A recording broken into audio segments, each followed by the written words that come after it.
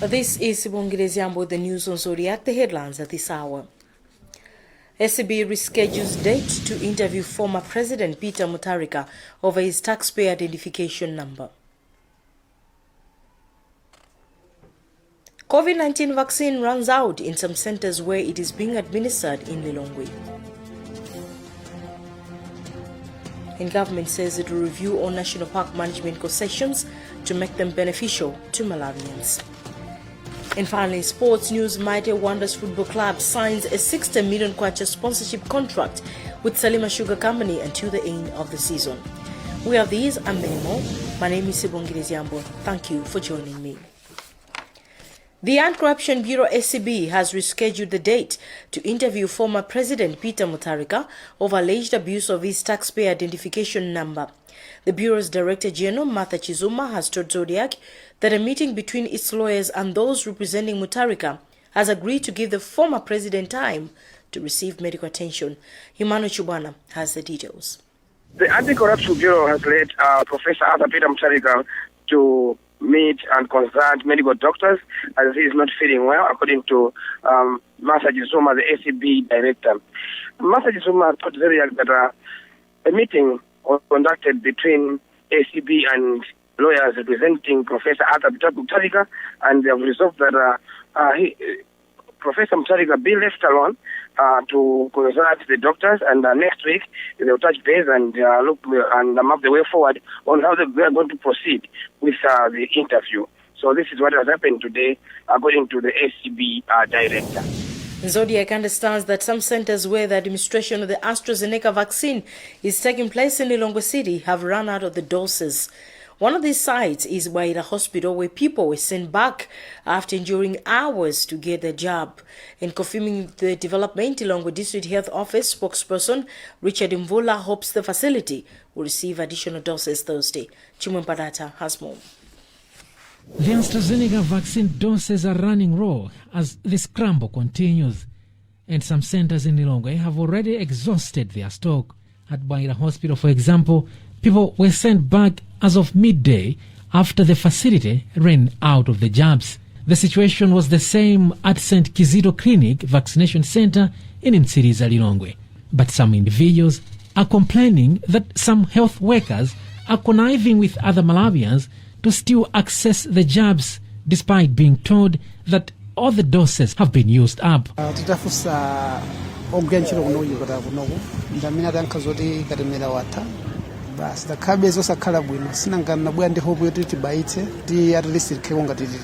Lilongwe District Health Office spokesperson Richard Mvula has shielded the health workers while advising people to report such incidents. We discourage the tenders of just complaining out there. People should know where to go and complain if they have got the evidence, because that will also help us to stop this malpractice if it is really happening. Because if people will just be talking on the social media careless, or maybe you're just thinking of doing anything, maybe say you really need not, you just want to provoke a situation whereby you do not have the actual figures or the actual facts. Waira Hospital has exhausted its 5,000 doses the facility received in just 3 days. With this rate of vaccine uptake, there is a likelihood of the 192,000 AstraZeneca jabs Malawi received could be used within the 5 days period as projected. This is Chimwemwe Padata for Zodiac. Local ex-miners in the country have petitioned government through Blantyre City Council to fast-track the process of payment of their benefits. The ex-miners led Mr. Lex Masache, John Misati and Human Rights Defenders Coalition HRDC officials say if President Dr. Lazarus Chakwera does not act on their petition, they'll be forced to take legal action. They are also demanding a forensic audit on the money that was initially sent to Malawi government to pay the ex-miners. Christopher Sunday reports. The ex-miners are demanding for justice. The ex-miners want their money. This is the reason that they organized a demonstration to protest against government's failure to pay them their benefits. One of the protesters, Lex Masache, says If President Lazarus Chakwera does not respond to their cause, they will be forced to go to court. We have delivered the petition. Now, if the president doesn't want to give us the money, we will deliver the whole case to court. HRDC Vice Chairperson for the South, Henderson Muhango, says he expects the president to act on the petition. We have been following this issue since last year, and we have done some research in different districts in the southern region and eastern region. So we thought it is wise to help them to deliver their petition because they are facing numerous abuse of human rights because of them waiting for their money. Reporting for Zodiac from Blantyre, this is Christopher Sandy.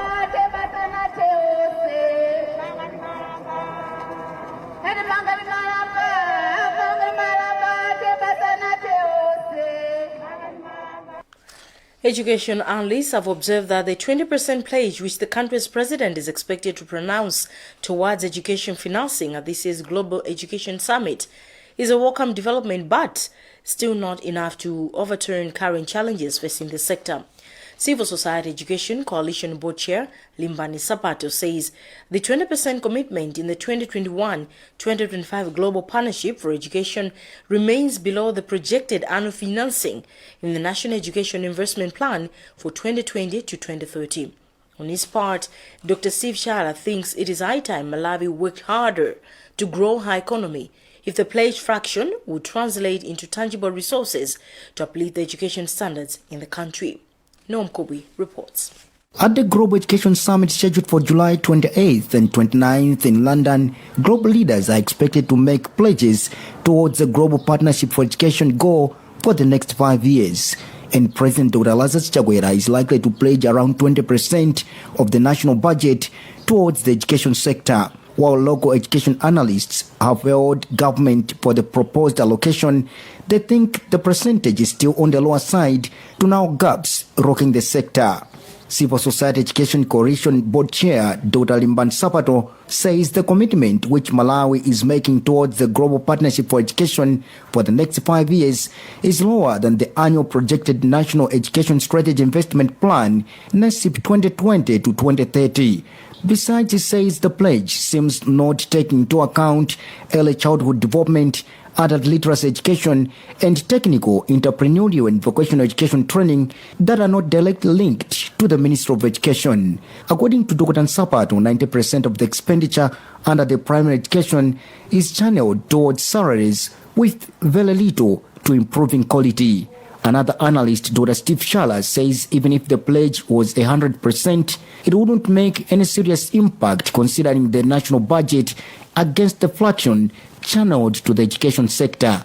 He says at the moment, the national budget cannot even solve half of the challenges the education sector is facing, such as inadequate classrooms, teaching and learning materials, and staff, to mention a few. Dr. Shara has tipped government to focus on growing the country's economy if the pledged fraction would translate into tangible resources that would make a difference. There was no immediate comment from the Minister of Education. For Zodiac, this is Noam Kobi reporting. Concerned over surgical delays and increased number of infections due to lack of proper space in data, UNFPA has renovated an operating theatre at the district hospital. UNFPA country representative Yang Horn said women died due to maternal complications, hence spending 48 million kwacha to renovate the room at the hospital. Director of Health and Social Services, Dr. Isaac Mbingwani, said the hospital handles over 200 surgical procedures per month, and lack of a good operating theatre was putting lives of people in danger. You're watching news on Zodiac. We'll be right back after the break. Stay with us.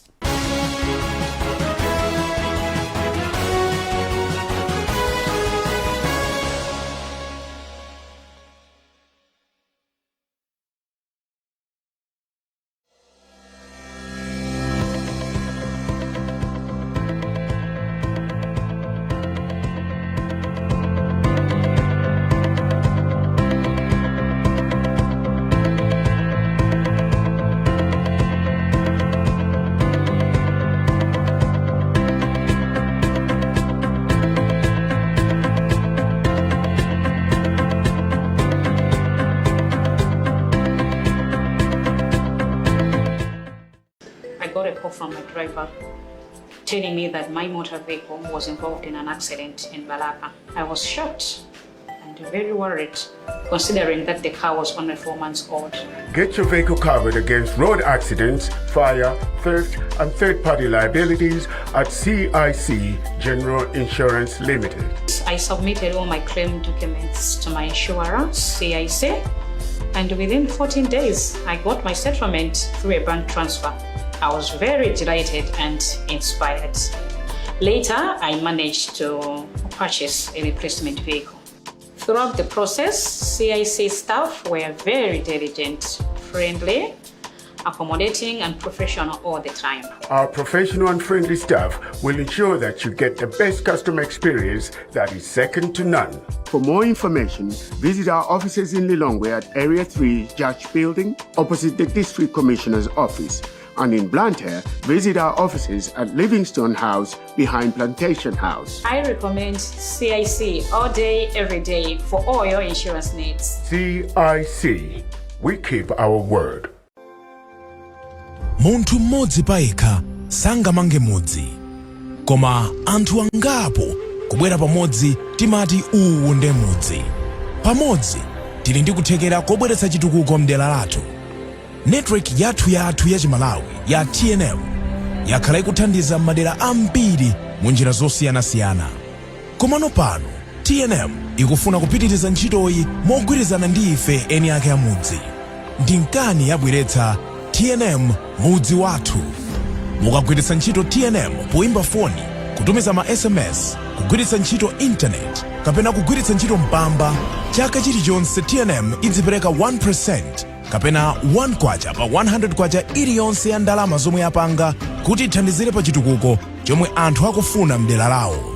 Tikabwera pamodzi ndi kugwirizana chimodzi, tikhonza kupanga zazikulu mmudzi wathu. TNM mudzi wathu.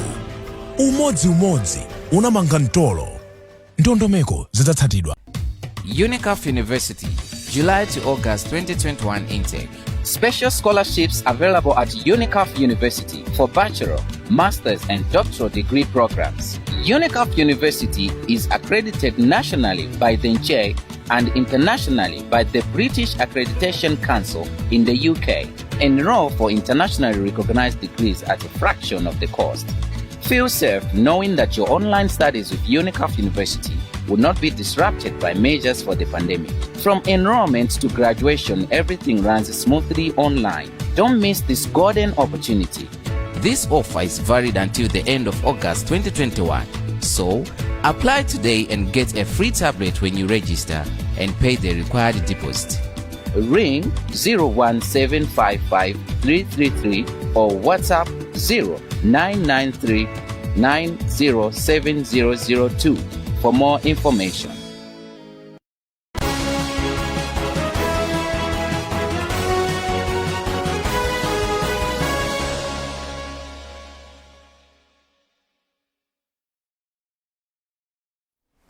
Welcome back. A look at the headlines as we continue the news. SCB reschedules date to interview former President Peter Mutharika over his taxpayer identification number. COVID-19 vaccine runs out in some centers where it is being administered in Lilongwe. Government says it will review all national park management concessions to make them beneficial to Malawians.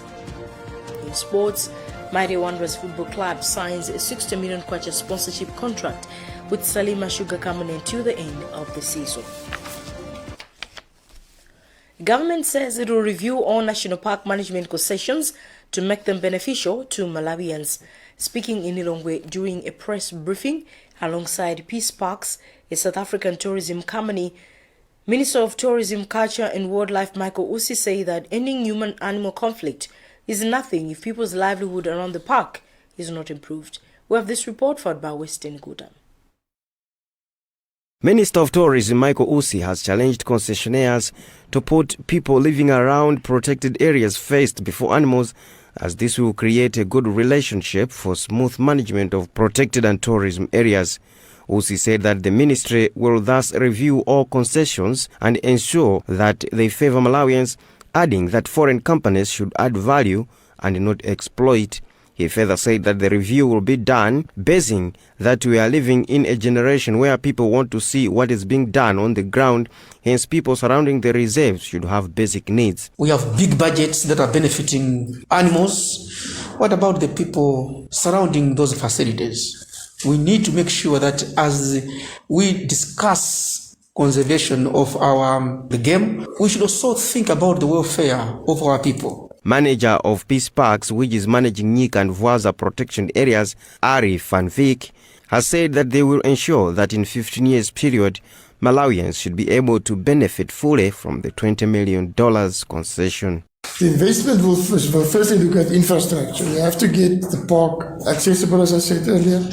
We have to look at proper management of the park. Field ranger numbers is quite low. We have to improve that. It's not to build a shopping center and tomorrow people can visit and buy. The Peace Parks manages the Malawi-Zambia conservation areas, which includes Vwaza and Nyika areas, with the Malawian enterprise managed with $20 million. Malawi has ecotourism and protected area management concessions. Reporting for Zodiac, I am Western Guta.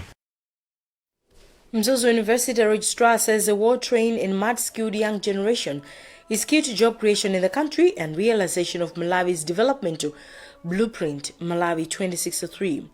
Registrar Yona Mungwira spoke in Lilongwe during a graduation ceremony of 243 youths who have been awarded certificates in business management, entrepreneurship and ICT. They have been trained under the Jobs for Youth project, which Mzuni is running in partnership with the Ministry of Youth and Sports. Madatopidi reports. Speaking during the graduation ceremony of the 243 young people under the Jobs for Youth project, Mzuzu University Registrar Yona Mungwira said the project aims at imparting skills in business management, entrepreneurship, as well as ICT. Mungwira emphasized that the move is key to ensuring wealth creation and realization of the country's development vision, Malawi 2063. As you might be aware, as a country now, we are looking at Agenda 2063, our Vision 2063 as Malawi, where we're talking about wealth creation for individuals and for the nation. And so we are participating in this process so that we are able to inculcate skills, the skills that the youth will need in order to be independent, to be self-sustaining, and to engage into various entrepreneurship activities that will help them to create wealth. Once Elwin Chipeta said it was crucial for young people to have skills for their survival. Yeah, as the president has already said, he wants to uplift the youth and as well making 1 million jobs. This is part of it because as we have learned these skills, I will be able to employ other fellow youths. And his sentiments were echoed by another graduate, Madali Tsomateyu. The training was being conducted in Mzuni's Mzuzu, Lilongwe and Mulanje centers. It was to the tune of $265,000, which is close to over 200 million kwacha. For Zodiac, this is Madali Topiri.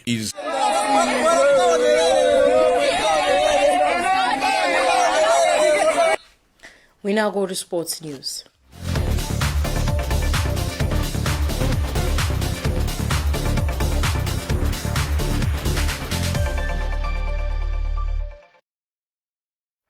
Mighty Wanderers Football Club has officially signed a 60 million kwacha sponsorship contract with Salima Sugar until the end of the season.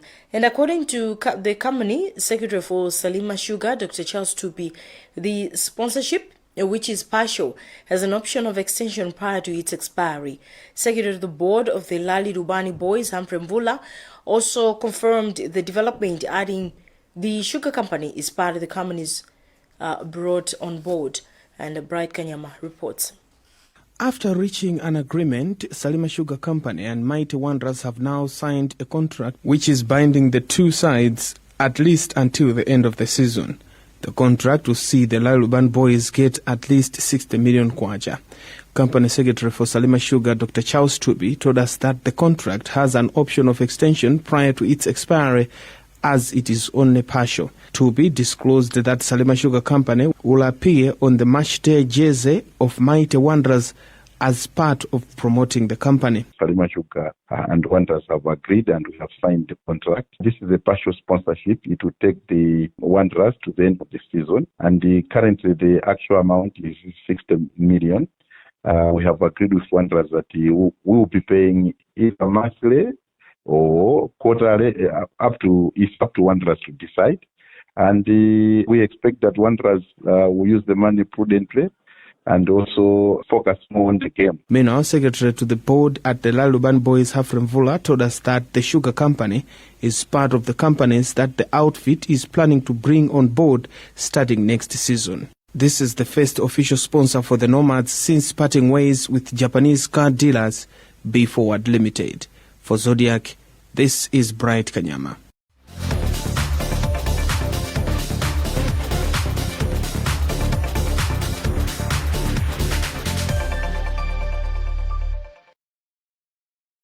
That's about what we had time for in this edition of news. And before we go, a look at the headlines.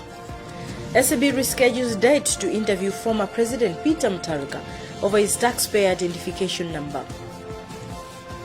COVID-19 vaccine runs out in some centers where it is being administered in Lilongwe.